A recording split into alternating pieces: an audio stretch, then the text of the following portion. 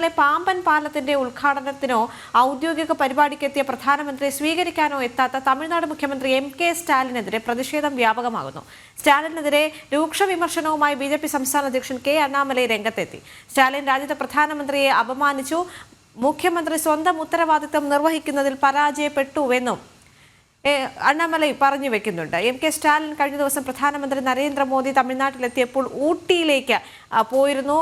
സ്വന്തം ഉത്തരവാദിത്തത്തിൽ നിന്ന് മുഖ്യമന്ത്രി മാറി നിൽക്കുന്നു എന്നുള്ള തരത്തിലേക്ക് തന്നെയാണ് പ്രതിഷേധങ്ങളും ആക്ഷേപങ്ങളുമെല്ലാം രംഗത്ത് വരുന്നത്. വലിയ രീതിയിലുള്ള വിമർശനങ്ങളാണ് ഇപ്പോൾ എം.കെ. സ്റ്റാലിന് എതിരെ വന്നുകൊണ്ടിരിക്കുന്നത്. ഇന്നലെ പാമ്പൻ റെയിൽ പാലത്തിന്റെ ഉദ്ഘാടനമായിരുന്നു. അതുമായി ബന്ധപ്പെട്ട് രാമേശ്വരത്തേക്ക് പ്രധാനമന്ത്രി നരേന്ദ്രമോദി എത്തിയിരുന്നു. പ്രധാനമന്ത്രിയെ സ്വീകരിക്കാനോ പാമ്പൻ റെയിൽ പാലത്തിന്റെ ഉദ്ഘാടനത്തിനോ മുഖ്യമന്ത്രിയായ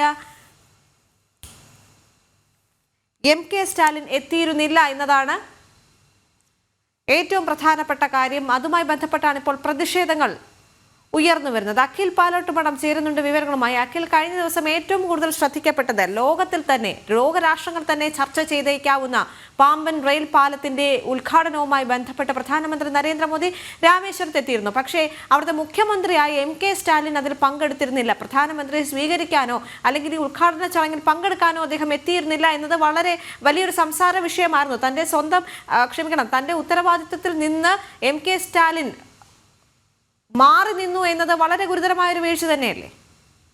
ദേവിക, ലോകരാഷ്ട്രങ്ങൾക്ക് ഇടയിൽ പോലും ഭാരതം വലിയ ഉയർച്ചയിലെത്തി അത് ഇന്നലെ പ്രധാനമന്ത്രി പാമ്പൻ പാലത്തിന്റെ ഉദ്ഘാടന കർമ്മം നിർവഹിച്ചുകൊണ്ട് രാമേശ്വരത്ത് നടത്തിയ പ്രസംഗത്തിൽ അത് ആവർത്തിച്ചു പറയുകയും ചെയ്തിരുന്നു. കാരണം താൻ ഇപ്പോൾ വരുന്നത് അയൽ രാജ്യമായ ശ്രീലങ്കയിലെ റെയിൽവേ പാതം, അത് ഇന്ത്യ നിർമ്മിച്ചു നൽകുന്ന റെയിൽവേ പാതങ്ങളുടെ ഉദ്ഘാടന കർമ്മം നിർവഹിച്ചതിനു ശേഷമാണ് താൻ രാമേശ്വരത്തേക്ക് എത്തുന്നത്. രാമേശ്വരത്ത് എത്തി താൻ ഉദ്ഘാടന കർമ്മം നിർവഹിക്കുന്നത് തന്നെ ഇന്ത്യയിലെ ആദ്യത്തെ ഏറ്റവും വലിയ വെർട്ടിക്കൽ ലിഫ്റ്റ് ഇലക്ട്രോ കടൽപ്പാലമാണ്. ഇന്ത്യയിൽ ആദ്യമായിട്ടാണ് ഇങ്ങനൊരു കടൽപ്പാലം നിർമ്മിക്കുന്നത്. 2.8 കിലോമീറ്റർ നീളമുള്ള വലിയൊരു കടൽപ്പാലമാണ് നിർമ്മിക്കുന്നത് എന്ന് അദ്ദേഹം വികസനത്തെ ഊന്നൽ നൽകി കാര്യങ്ങൾ സംസാരിക്കുന്ന സാഹചര്യമുണ്ട്. അദ്ദേഹത്തിന്റെ പ്രസംഗം ഉടനീളം തമിഴ്നാട്ടിന് കേന്ദ്ര സർക്കാർ നൽകിയ പദ്ധതികളുടെയും നടത്തിപ്പിന്റെയും ഒക്കെ തന്നെ കാര്യങ്ങൾ ആവർത്തിച്ചു പറഞ്ഞായിരുന്നു നരേന്ദ്രമോദിയുടെ പ്രസംഗം ഉണ്ടായിരുന്നതും. അതിനോടൊപ്പം അദ്ദേഹം ചേർത്ത് ചില രാഷ്ട്രീയ കാര്യങ്ങൾ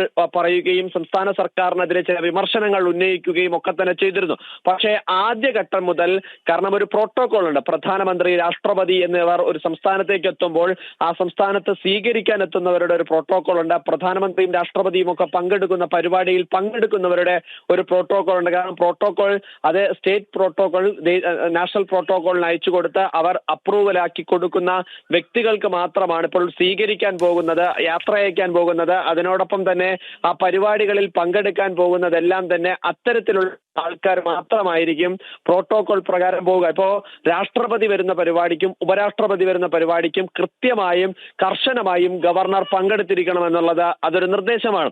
പ്രധാനമന്ത്രി പോലുള്ള ആൾക്കാർ വരുന്ന സമയത്ത് ആ സംസ്ഥാനത്തെ മുഖ്യമന്ത്രി ആ പരിപാടിയിൽ പങ്കെടുക്കണം. ഇപ്പോൾ എന്തൊക്കെ രാഷ്ട്രീയം പറഞ്ഞാലും കേരളത്തിൽ മുഖ്യമന്ത്രി വന്നിട്ടുള്ള രാഷ്ട്രീയ പരിപാടികൾ ഒഴിച്ച്, ഇപ്പോൾ മുഖ്യമന്ത്രി ഒരു രാഷ്ട്രീയ പാർട്ടിയുടെ ആളാണ്, പ്രധാനമന്ത്രിയും ഒരു രാഷ്ട്രീയ പാർട്ടിയുടെ ആളാണ്.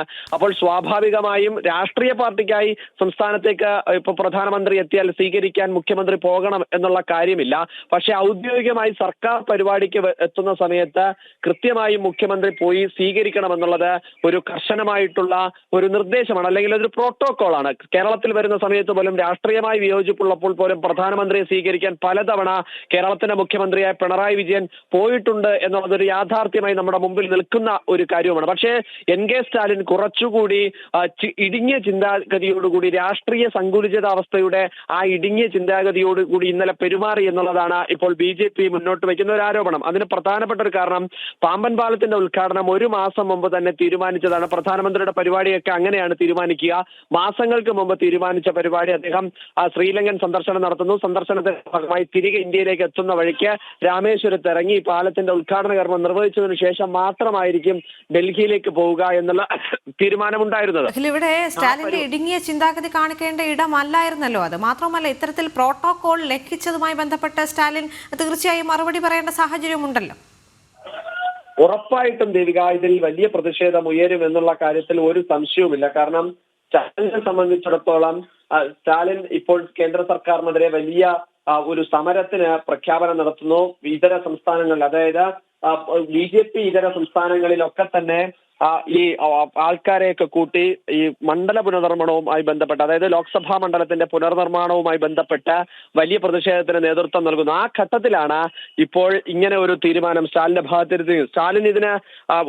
സ്റ്റാലിൻ ഇതിനൊരു വിശദീകരണമായി പറയുന്നത്, സംസ്ഥാനത്തെ മുഖ്യമന്ത്രി എന്ന നിലയിൽ അല്ല മറുപടി പറയുന്നത്, DMKയുടെ നേതാവ് എന്ന നിലക്കാണ് സ്റ്റാലിൻ മറുപടി പറഞ്ഞ് നമ്മൾ കേട്ടത്. കാരണം സ്റ്റാലിൻ പറഞ്ഞത് ഊട്ടിയിലെ ഒരു സ്കൂള്, ഒരു ആശുപത്രിയുടെ ഉദ്ഘാടനത്തിന് തനിക്ക് പങ്കെടുക്കണമെന്നുള്ളതായിരുന്നത് കൊണ്ടാണ് തനിക്ക് പ്രധാനമന്ത്രിയുടെ പരിപാടിയിൽ പങ്കെടുക്കാൻ സാധിക്കാത്തത് എന്നതായിരുന്നു സ്റ്റാലിന്റെ വിശദീകരണം. പക്ഷേ ഇതിൽ BJP സംസ്ഥാന നേതൃത്വം ചോദിക്കുന്നത്, അണ്ണാമല ചോദിക്കുന്നത്, രാമേശ്വരത്തെ ചൂടായതുകൊണ്ടാണോ ഊട്ടിയിലെ തണുപ്പിലേക്ക് മുഖ്യമന്ത്രി പോയത് എന്നൊരു പരിഹാസത്തോടെയായിരുന്നു അണ്ണാമലയുടെ ചോദ്യം ഉണ്ടായിരുന്നത്. അദ്ദേഹം ചോദിക്കുന്നത്, ഒരു മാസം മുമ്പ് തീരുമാനിച്ച പ്രധാനമന്ത്രിയുടെ പരിപാടിയിൽ പ്രധാനമന്ത്രിയെ സ്വീകരിക്കാനോ, രാജ്യത്തെ ഏറ്റവും വലിയ പദ്ധതി അത് തമിഴ്നാട്ടിൽ നിന്ന് ആരംഭിക്കുമ്പോൾ ആ പദ്ധതിയുടെ ഭാഗമായി ചേരാനോ ശ്രമിക്കാത്ത മുഖ്യമന്ത്രി എന്തുകൊണ്ടാണ് ഊട്ടിയിലേക്ക് പോയത്?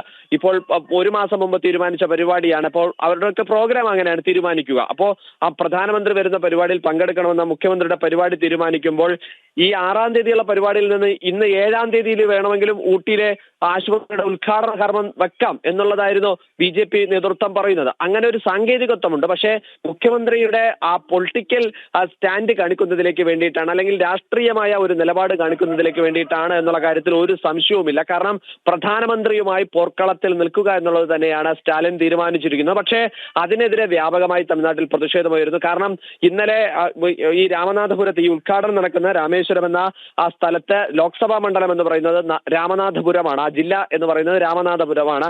അവിടുത്തെ MP എന്ന് പറയുന്നത് മുസ്ലിം ലീഗിന്റെ MP ആണ് അവിടെ ഉള്ള MP. പക്ഷെ ആ MP പോലും ഈ സ്റ്റാലിന്റെ പരിപാടിയിൽ പങ്കെടുത്ത ആളാണ്. സ്റ്റാലിൻ വിളിച്ചു ചേർത്ത മണ്ഡല പുനർനിർമ്മാണവുമായി ബന്ധപ്പെട്ട് വിളിച്ചു ചേർത്ത യോഗത്തിൽ പങ്കെടുത്ത ആളാണ്. ലീഗിനും ആ നിലപാടാണ്. പക്ഷെ എന്നിട്ട് പോലും MP എന്ന നിലയ്ക്ക് അദ്ദേഹം ആ പരിപാടിയിൽ പങ്കെടുക്കുന്ന ഒരു സാഹചര്യം ഉണ്ടായിരുന്നു. പൂർണ്ണമായും അദ്ദേഹം ആ പരിപാടിയിൽ ഉണ്ടായിരുന്നു. അദ്ദേഹം പ്രധാനമന്ത്രി സ്വീകരിക്കാനുണ്ടായിരുന്നു. അതിനുശേഷം പരിപാടിയിലും ഉണ്ടായിരുന്നു. അതിനുശേഷം നമ്മൾ കണ്ടതാണ് ദൃശ്യങ്ങളിലൊക്കെ തന്നെ ആ പ്രോട്ടോകോൾ പ്രകാരമുള്ള കൃത്യമായ ഇതുണ്ടായിരുന്നു. മുഖ്യമന്ത്രി ഒഴിച്ച് ബാക്കി എല്ലാവരും ആ പരിപാടിയിൽ ഉണ്ടായിരുന്നു എന്നതാണ് രാഷ്ട്രീയമായിട്ട് നോക്കിയാൽ നമുക്ക് മനസ്സിലാക്കാൻ സാധിക്കുന്നത്. ദേവിക.